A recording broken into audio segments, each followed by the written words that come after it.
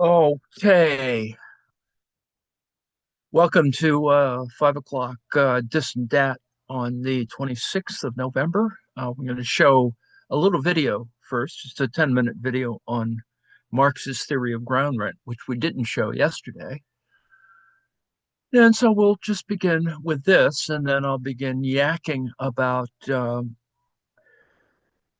Volume 3,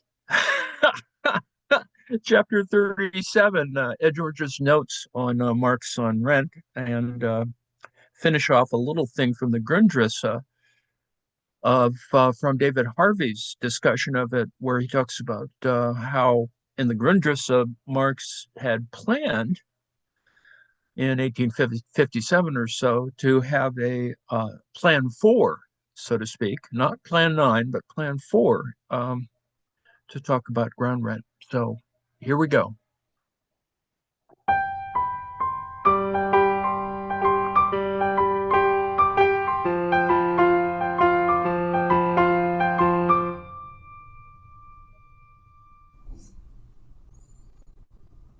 Marx's theory of ground rent is arguably one of the more underappreciated elements in his economic argument.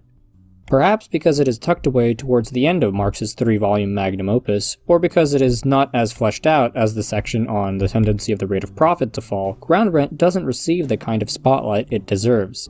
Marx actually notes, however, that without a conception of how land plays a role in the relations of the capitalist mode of production, we cannot arrive at a complete picture of capitalism as a whole.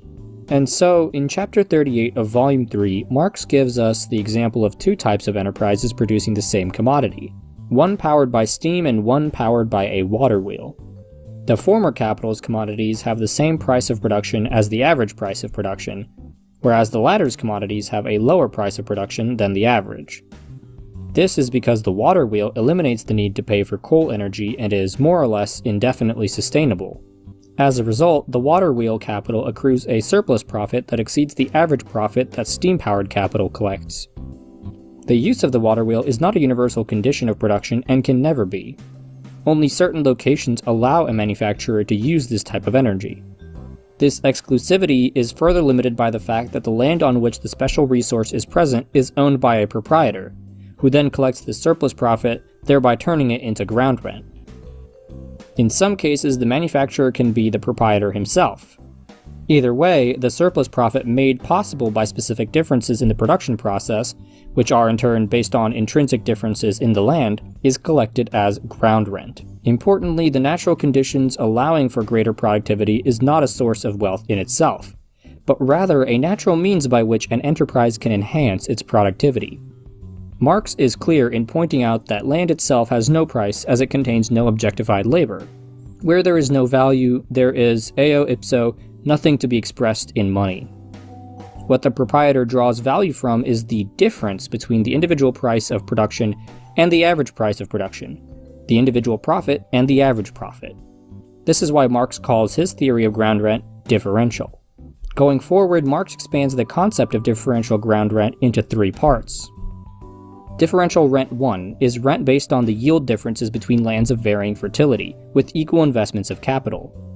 This is the type of rent we saw in the example of the water wheel and the coal-powered enterprise. As such, this type of rent is more common in underdeveloped agriculture, and generally understood as the historical basis for differential rent 2. Differential rent 1 sets the basis for differential rent 2, in the sense that the differentiation between lands of varying fertility creates an osmotic capital flow towards more fertile and productive lands. Differential rent 2 is rent based on different levels of capital investment across the same type of land, in terms of fertility. This type of differential rent is more prevalent in developed agriculture as it effectively reflects a higher saturation of capital per unit of land. Ben Fine writes the following with regard to the distinction between differential rent 1 and 2. Differential rent 2 is based on the temporary surplus profits derived from the magnitude of capital invested, rather than from the more or less permanent natural differences in fertility that are the basis for differential rent 1. However, we should be careful in calling differential rent 1 the historical basis for differential rent 2. As Fine points out, their relationship is not simply additive. There is no presumption that the interaction of dr1 and dr2 is simply additive. A more complex analysis is necessarily involved concerning the coexistence of unequal lands and unequal capitals on those lands. For DR1, there is the problem of determining the worst land in the presence of unequal applications of capital. Some lands may be worst for one level of investment, but not for others. Second, for DR2, there is the problem of determining the normal level of investment in the presence of differing lands. Some capitals may be normal for some types of land, other capitals normal for other lands. Marx also introduces a third form of rent, absolute rent. This rent arises from the naturally lower value composition of capital in agriculture. The composition of capital in agriculture tends to be lower than the average composition of capital on a total scale. Thus, the agricultural sector has less productive labor, a lower ratio of constant to variable capital, and tends to produce surplus value above the average rate.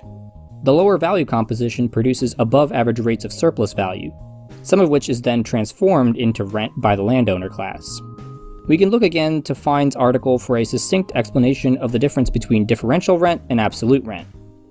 Differential rent depends on the divergence between individual and market values, absolute rent on the divergence between market values and prices of production.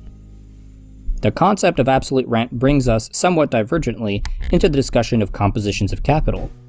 Addressing this part of the theory will help us better understand ground rent. The composition of capital is simply the ratio between its various components, that is, the ratio between the labor power and the means of production. Marx often speaks of the composition of capital in three ways: technical composition, value composition, and organic composition. The technical composition refers to the physical ratios between labor power and the means of production, the proportion of labor employed to the machinery and equipment used. A high composition then refers to a highly technologized enterprise, whereas a low composition refers to an enterprise that more heavily relies on manual labor. Value composition is the composition of capital expressed in value form, that is, the ratio between the value of labor power and the value of the means of production. Though it may seem to be the case that the technical composition of capital and the value composition of capital coincide, it is possible for either to change without any movement in the other. The value of machinery used in a given production process could be reduced due to broader economic and technological changes, while the physical quantity of that machinery remains the same. Marx goes on to describe organic composition in the following manner. The organic composition of capital is the name we give to its value composition, insofar as this is determined by its technical composition and reflects it. Marx summarizes the relationship between these three concepts best. The composition of capital is to be understood in a twofold sense. On the side of value, it is determined by the proportion in which it is divided into constant capital, or value of the means of production, and variable capital, or value of labor power, the sum total of wages. On the side of material, as it functions in the process of production, all capital is divided into means of production and living labor. This latter composition is determined by the relation between the mass of the means of production employed, on the one hand, and the mass of labor necessary for their employment on the other. I call the former the value composition, the latter the technical composition of capital. Between the two there is a strict correlation. To express this, I call the value composition of capital, insofar as it is determined by its technical composition and mirrors the changes of the latter, the organic composition of capital. Wherever I refer to the composition of capital without further qualification, its organic composition is always understood. Returning to our discussion of rent, we can understand the difference in the compositions of capital as the basis for absolute rent. The agricultural sector, generally speaking, has a lower composition of capital than the social average. Remember that a lower composition suggests a lower ratio of labor power to the means of production. This means, as we've already noted, that agriculture produces surplus value at a greater rate than the economic average. In the rest of the capitalist economy, this difference in composition has a tendency to even out, since capital flows to areas of high profitability. Over time, the difference between various manufacturing rates of profit equalizes, though there are forces at play that can depress or reverse this dynamic. However, because absolute rent lays exclusive claim to a portion of the extra surplus value produced in agriculture, the equalization between agriculture and the social average is not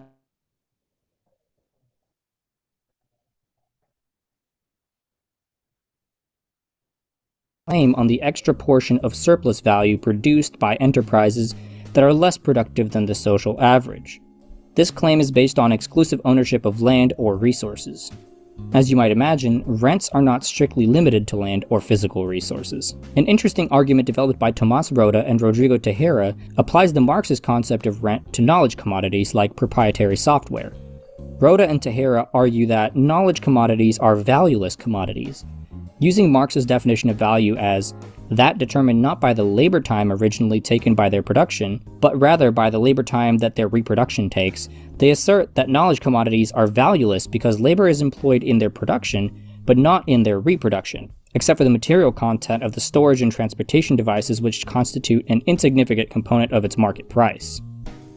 The price of such valueless commodities is therefore the result of monopoly property rights, just like land which has no value but yields ground rent to its owner. Thus, for them, the return to capital in production of knowledge commodities is not surplus value from direct production, but rent, earned from monopolizing the knowledge product and leasing or selling it to producers who make rental payments to use these knowledge commodities in production.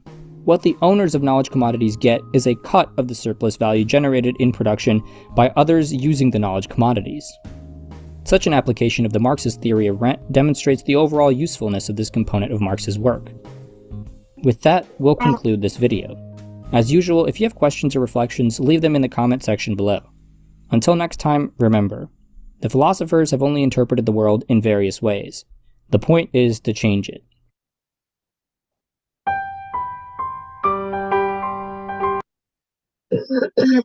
Indeed.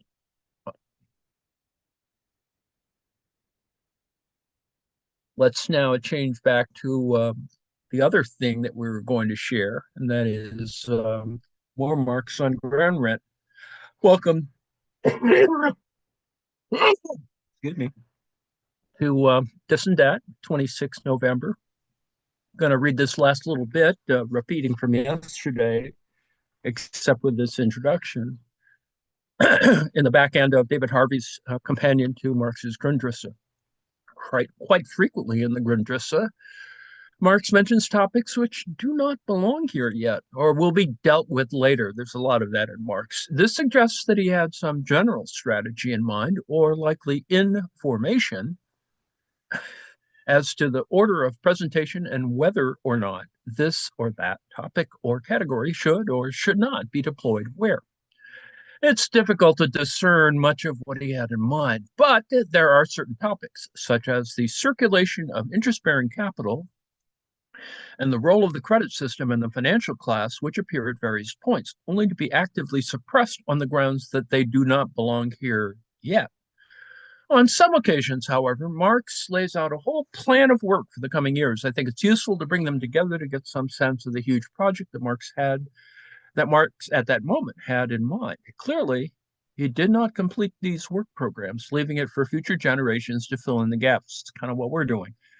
But the plans are illustrative of the state of Marx's thinking in the run-up to writing Capital, and in some ways which may help define the initial context in which he wrote this later work.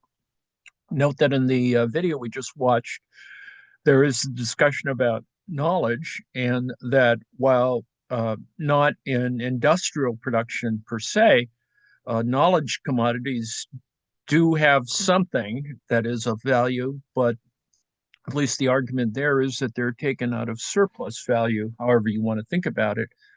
Needless to say, the relation between surplus value and ground rent is still viable in the 21st century because, yeah, they're still there. There's still patents. There's still that EULA thing you usually just sign off on when you start using your software. So stuff's there. So plan 4, generality. 1, A, emergence of capital out of money. B, capital and labor mediating itself through alien labor. C, the elements of capital dissected according to their relation to labor, that is, product, raw material, instrument of labor.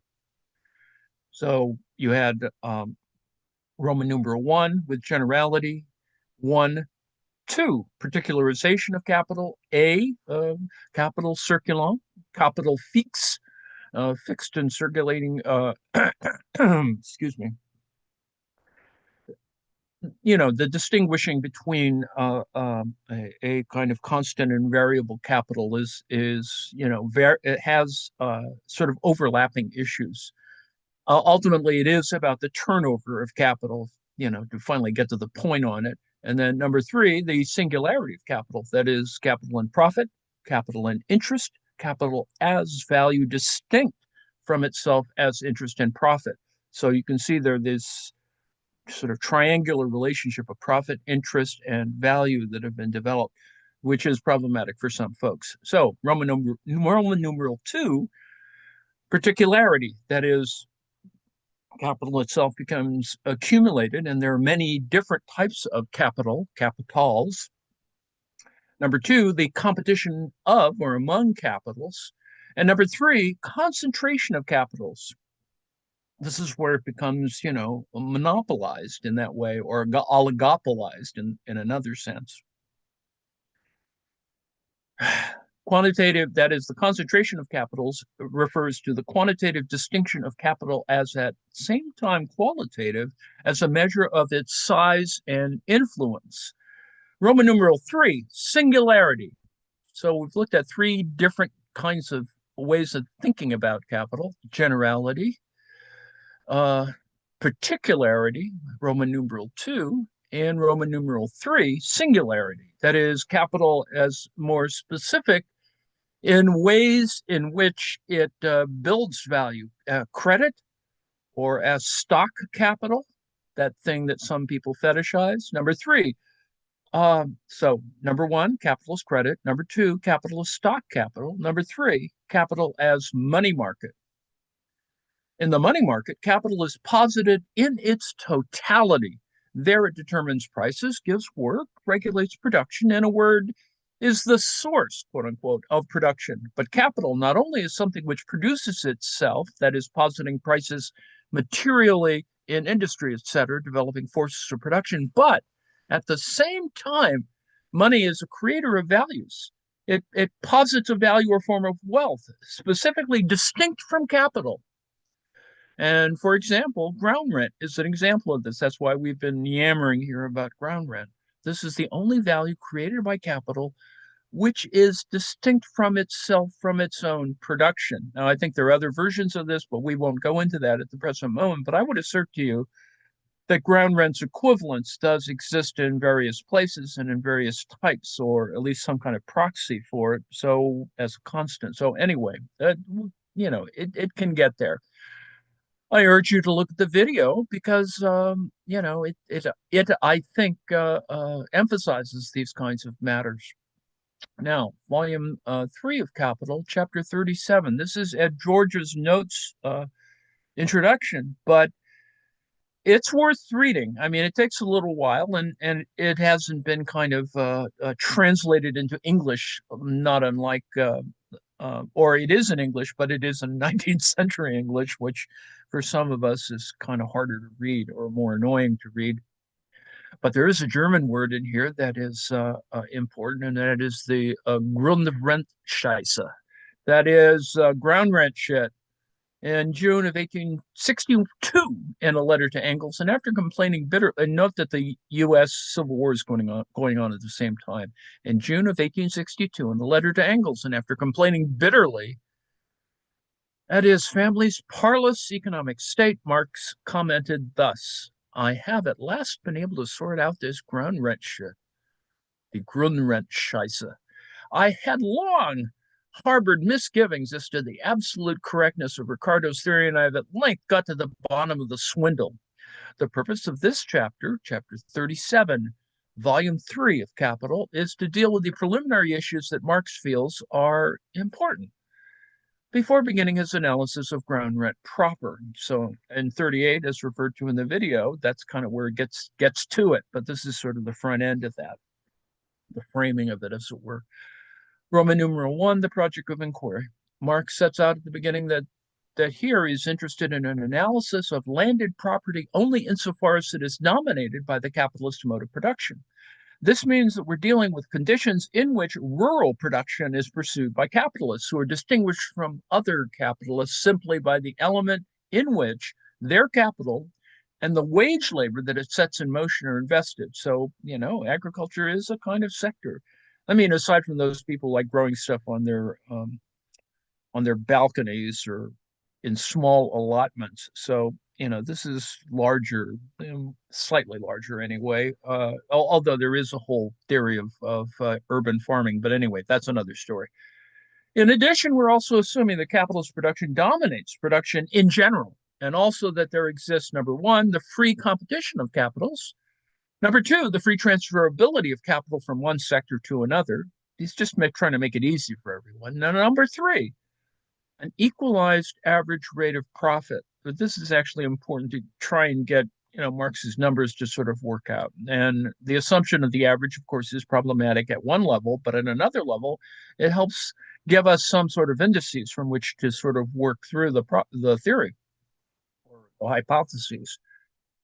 Under these assumptions, the three classes that make up the framework of modern society are one, direct cultivation is carried out by wage workers employed by, well, people who confront each other in agriculture production. And number two, the capitalist who pursues agriculture simply as a particular field of the exploitation of capital and who in turn pays ground rent. And three, the landowner, the proprietor of the land. And, you can see how these can, of course, get more complicated.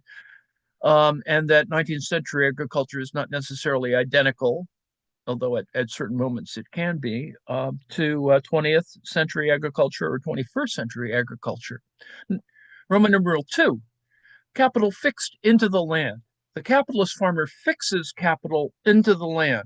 This fixed capital may take a more transient form of improvements in fertility. Remember differential rent 1, through, for example, the application of fertilizer, or in a more permanent form through an alteration in the land's physical nature, that is, drainage, irrigation, leveling, physical construction in forms of buildings, which, verges into differential rent 2. These capital investments transform the earth from mere raw material into earth capital. I mean, you can even argue that fencing of a certain type could be included in that. It depends how you argue it. But these improvements pass to the landowner once the contracted lease period expires. When the new lease contract is realized, the landowner adds interest on the capital incorporated into the earth, and his rent increases. If she sells the land, its value is augmented. This is one of the secrets of the increasing enrichment of the landowners as economic development progresses. You can argue, of course, that in the feudal period this kind of happens in a way, but the difference, of course, is who owns it. Marx now makes an interesting comment. Remember, we're looking at Ed George's notes to chapter 37 of volume 3. In a given mode of production, the forms of property that exist within it find their existential justification insofar as they possess a transitory historical necessity. Landed property, however, is distinguished by the fact that at a certain level of development it appears superfluous and harmful, even from the standpoint of the capitalist mode of production. Land, even uncultivated land, is, of course, bought and sold. But what determines its price? How, indeed, in the case of uncultivated land on which no labor is expended and which, as a consequence, has no value, how it can even have a price is the result of the capitalization of its ground rent at the prevailing rate of interest. Capitalization, which we encountered in the previous section. And let me break here just for a moment to mention that Devin Nunes, who formerly was a sort of a wheel for Trump and now is in charge of the Trump Media and Technology Group, he would be interesting to have a conversation with, only simply because he owned a single acre or maybe a couple of acres of land that essentially had nothing on it, maybe a cow or something, perhaps not even a cow. But he claimed that holding that agricultural land made him a quote unquote farmer, which people made fun of, because most of the farming that the Nunes family did got moved to Wisconsin or is in the hands of folks in the Midwest. So anyway, back to Ed George's notes on volume 3, chapter 37.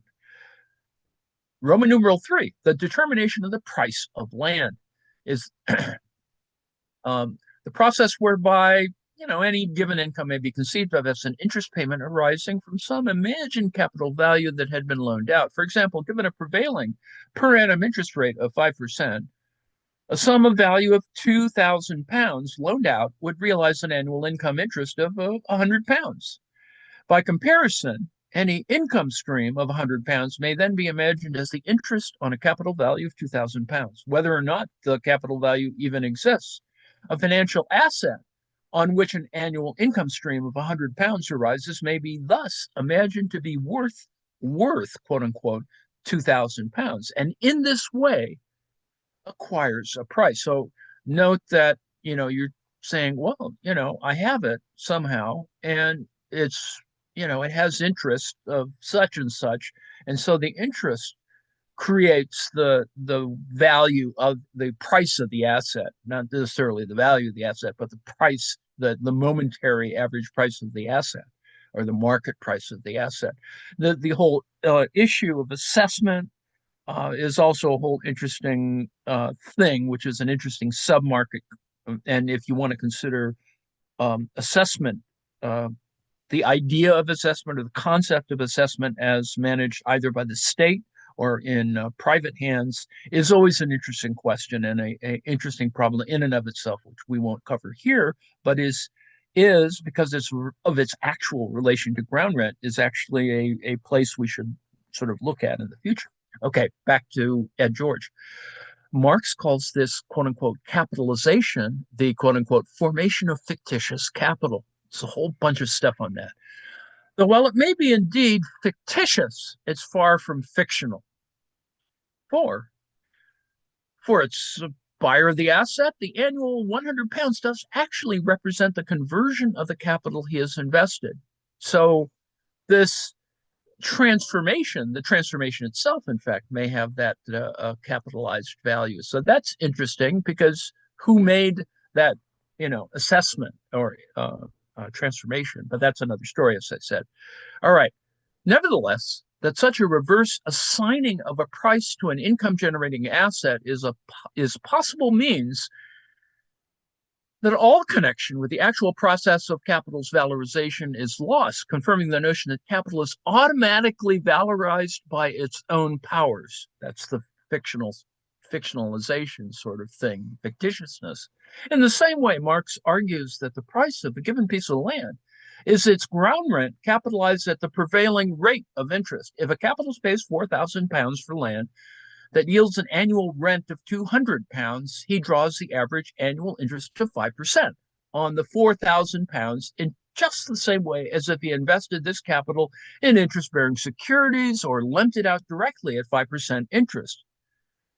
In this way, capitalized ground rent presents the appearance of the price or value of land, so that the earth is bought and sold just like any other commodity. This capitalization by which the purchase price of land is determined is, quote unquote, irrational. But despite this, and concealed beneath it, is a real relation of production. What is irrational, of course, hopefully, is that it is the ground rent that is the premise of the price that is value of the land, and not the other way around. Capitalization of the rent presupposes the rent itself, whereas the rent cannot be conversely derived and explained from its own capitalization. Its existence, independent of the sale, is rather the presupposition proceeding from. If the price of the land given by the capitalization of its ground rent at the prevailing rate of interest, then the price of land and the interest rate will be inversely related. As one rises, the other will fall. If, for example, a given piece of land yields an annual per hectare rent of £200 at a prevailing interest rate of 5%, this capitalizes as a capital value £4,000. But an annual interest rate of 10% would capitalize £200 at a year at £2,000. Hence, Marx says, given, as we saw in part 3 of this volume, that we're in part 6, at the rate of profit, that the rate of profit displays a long-term tendency to fall, and given that the rate of profit governs the interest rate, we would expect the interest rate also to display a long-term tendency to fall, and the price of land a long-term tendency to rise. So Marx distinguishes between ground rent proper on the one hand and lease price on the other. The latter is what the farmer actually pays to the landowner for the right to cultivate the land, and which capitalized determines the price of the land. The lease price includes the ground rent, but also includes foreign components, whatever those might be. And that's kind of where, fiction emerges, or fictitious emerges. Roman numeral 4, ground rent and lease price. In addition to the interest on capital incorporated into the land lease price, insofar as it is set artificially high, will include a deduction from average profit or from normal wages or both. In the case of a deduction from profit, part of the capitalist farmer's normal profit is paid to the landowner for right to invest her capital in land. The capitalist farmer is compelled by circumstances to invest her capital in agricultural production, and this condition of compulsion may be exploited by the landowners. That is, for example, the corn laws allowed landowners to charge increasingly higher lease prices, from which or with which higher grain prices could never keep up. So farmers were cheated in this way and not compensated for from 1815 to the 1830s. In considering the forms of appearance of ground rent, um, the lease price that is paid to the landowner under this heading for the use of the soil, whether for productive purpose or those of consumption. We must keep in mind, finally, that the prices of things that have no value in and of themselves, either not being the product of labor, like land, or which at least cannot be reproduced by labor, such as antiques, works of art, etc., may be determined by quite fortuitous combinations of circumstances. Now, for a thing to be sold, it simply has to be capable of being monopolized and alienated. Monopolized and alienated. That could apply to a whole variety of things, including software, for example. Marx concludes the chapter by identifying 3 errors, really the same error expressed in 3 different ways, which obscure the nature of ground rent and which need to be avoided in the analysis. Number one error is an inability to see differences in the level of social development behind the common economic form of rent. This is no different than the, Ricardian rent, for example. The appropriation of rent is the economic form in which landed property is realized. And the fact that is the fact of landed property, the legal fiction by virtue of which various individuals have exclusive possession of particular parts of the globe, is common to all forms of rent.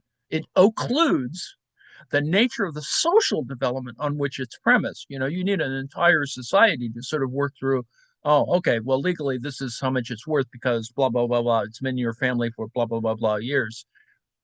And anyway, lawfare is engaged. Number 2 error, all ground rent is surplus value, the product of surplus labor.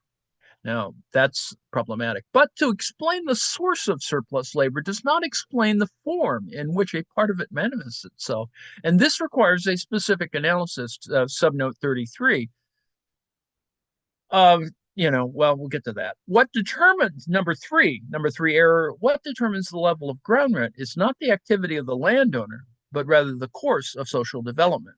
So how to explain this? The development of commodity production increases the demand for example, foodstuffs, and importantly for raw materials, if you're talking about mining, in function of the relative growth of the non-agricultural population compared to the agricultural. But the product of social labor can only appear as a commodity insofar as there are other commodities external to it, that is, other products of social labor for which it may be exchanged. Now, rent appears as money rent only insofar as social production takes the form of commodity production, not for weird barter and, lascivious landlords, etc. And there appear the development of non-agricultural production as independent of the agriculture. Thus, even though rent appears as the ability of the landed population to appropriate part of the surplus labor to themselves through their monopoly control of the land, it is the capitalists to whom falls the active role in the creation of surplus value. In other words, it's Downton Abbey. The important thing is not the Earl or Lord, whatever of Downton, but rather the Irish guy who marries into the family and actually runs the whole damn operation in conjunction with the oldest daughter. Anyway, Thus, the analysis of capitalist ground rent presupposes a prior analysis of commodity production.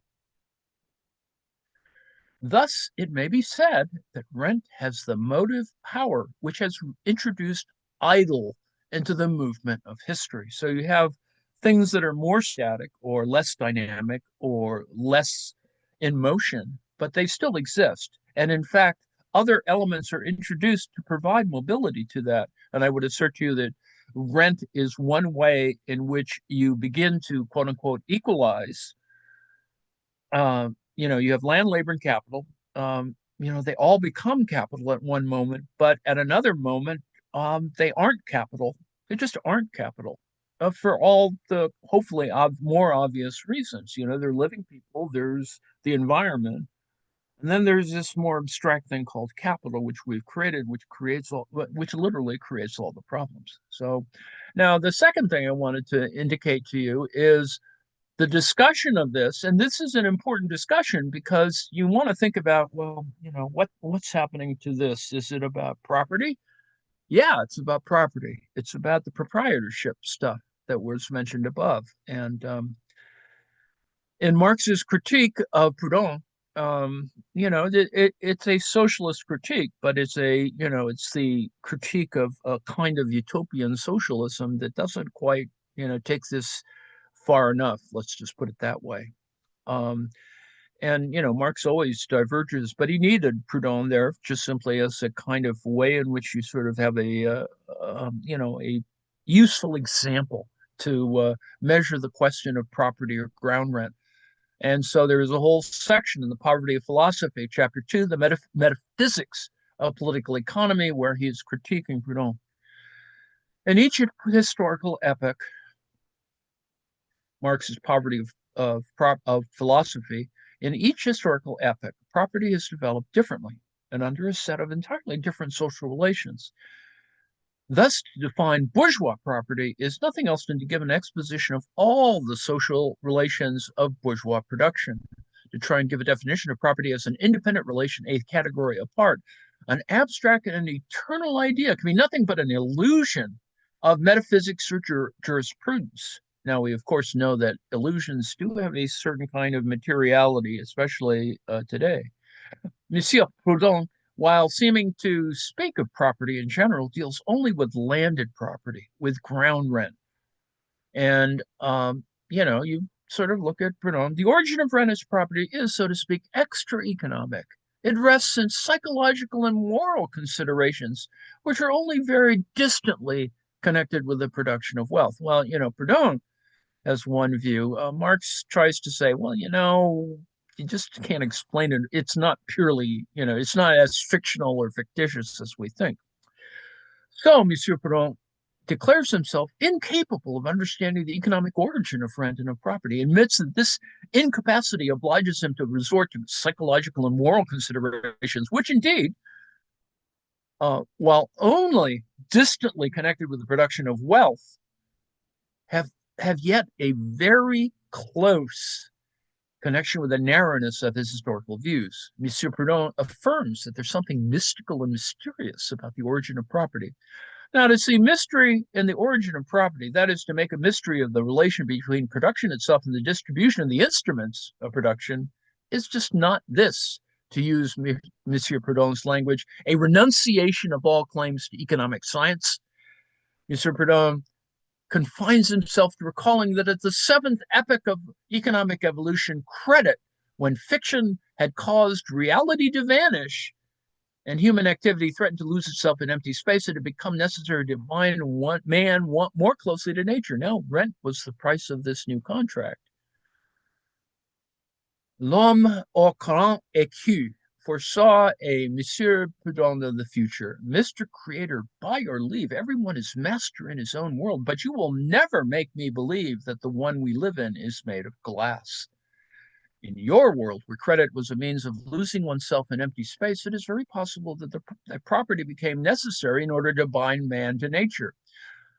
However, in the world of real production, where landed property always precedes credit, Monsieur Proudhon's horror vacui, or the horror of a vacuum, could not exist.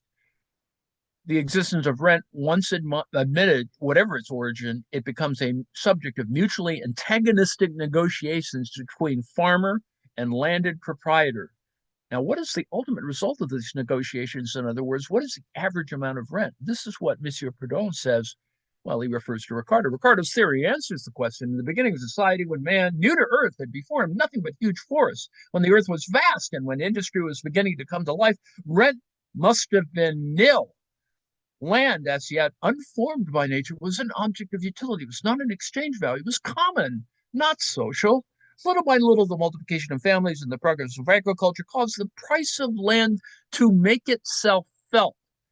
Labor came to give the soil its worth. From this, rent came into being. The more fruit a field yielded with the same amount of labor, the higher it was valued. Hence, the tendency of proprietors was always to arrogate to themselves the whole amount of the fruits of the soil, less the wages of the farm, that is, less the costs of production. Thus, property followed on the heels of labor to take from it all the product that exceeded the actual expenses. This is where, property as theft is coming. As the proprietor fulfills a mystic duty and represents the community as against the colonists, that farmer is, by the dispensation of Providence, no more than a responsible laborer who must account to society for all he reaps above his legitimate wage. That's the very Ricardian, where you tie, it's a linear model that Ricardo needs to just simply get his little model to work and not get into what Marx makes more complicated, but actually accounts for differential roles among different actors or agency within the allocation of land. And not only is it ownership, but it's also other things like capital. Oh, and Proudhon goes further, and the moral effect of property have been secured. At present, what remains to be done is just distribute the rent. So Marx says all this tumult of words may be reduced firstly to this. Ricardo says that the excessive price of agricultural products over their cost of production, including the ordinary profit and interest on the capital, gives the measure of the rent. Monsieur Proudhon does better. He makes the landowner intervene like a deus ex machina and snatch from the colonists, the colonizer, all the surplus of his production over the cost. He makes use of intervention of the landowner to explain property, and this is, feudal in that sense, of the intervention of the rent receiver to rent. He answers the problem by formulating the same problem and adding an extra syllable. Let us note also that in determining rent by the difference in fertility of the soil, Monsieur Proudhon assigns a new origin to it, since land, before being assessed according to different degrees of fertility, was not, in his view, an exchange value, but was common. What then has happened to the fiction about rent having come into being through the necessity of bringing back to the land man who was about to lose himself in the infinity of empty space? Now let us free Ricardo's doctrine from the providential, allegorical, and mystical phrases in which Monsieur Proudhon has been careful to wrap it. And Marx goes further and doing essentially what we visited before, the critique of Ricardo and ground rent and et cetera, et cetera, et cetera, all those things that we were talking about in terms of possession of the soil versus actually working the soil, and the difference between technical creation of value and other kinds of value being produced. And ultimately, getting to a surplus value position, which he doesn't get to here, but essentially because he's attacking Proudhon at that moment, he's just saying, you really haven't thought this through. You're only relying on Ricardo. You really need to work through this a little bit further. And in fact, Proudhon's failure is, in effect, to look at the financial elements of his theories of socialism, because he sort of assumes a kind of beneficent, benevolent ruler, that much more that actually fits into kind of dictatorial realms that Marx is, kind of going, something's got to come, something's got to give at some point. So these improvements, far from continually raising rent, as Monsieur Proudhon says, become, on the contrary, so many temporary obstacles preventing its rise. The English landowners of the 17th century were so well aware of this truth that they opposed the progress of agriculture for fear of seeing their incomes diminished. So this is the moment at which land becomes not only seized by the state, as opposed, this is the dissolution of the monasteries under Henry VIII and all the subsequent machinations. You see a sort of misguided view of what counts as, well, we can make, the land will get richer. We don't have to think too much about it. And in fact, it's doing so well that why should we increase, converting land and whatever. You can see that they're not thinking far enough ahead, and then they don't have a new technical means in the 17th century to begin to think about. Of course, only half a century later, you can have steam, etc. So that's the other issue. I'll close with that. I assume there are no questions or comments or brickbats or interventions. Hearing none. Stop share. Thank you very much for your attention. This probably concludes the rent kind of discussion, although I may find something else to yammer on about ground rent's relation in the 21st century, because that little thing at the end of the video is worth thinking about, of what counts as rent and rent seeking in the 21st century, that makes it still a viable concept within the context of the building of, as they say, surplus value, because it's there. And its valorization, particularly in the case of uh, digital things, let's put it that way. That is the need to have increased computing with a corresponding increase of energy consumption, is part of the rent problem that comes up in the 21st century, that needs to be accounted for, and people don't want to think about, or they'll think about it in certain ways. Oh, well, we just need better cooling. Or we'll put the server farms underwater. Remember that idea? That's a Google idea. You put the entire server farm in the bay, in San Francisco Bay, and we don't have to think about it. Oh, yes, we do. Anyway, so there's that. Anyway, thank you for your attention. I will now shut off the live stream.